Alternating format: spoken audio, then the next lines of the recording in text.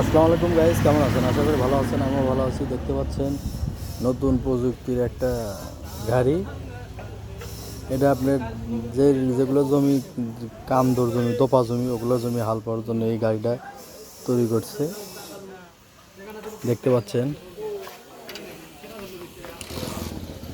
এটা তৈরি করছে জামিরুল ভাই। বাসা হলো তালম। দেখতে পাচ্ছেন গাড়ি হাল ছাড়া গাড়ি।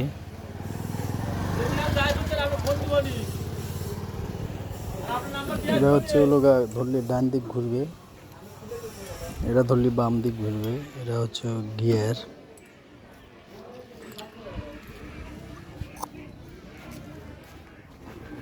এই হচ্ছে চাকা।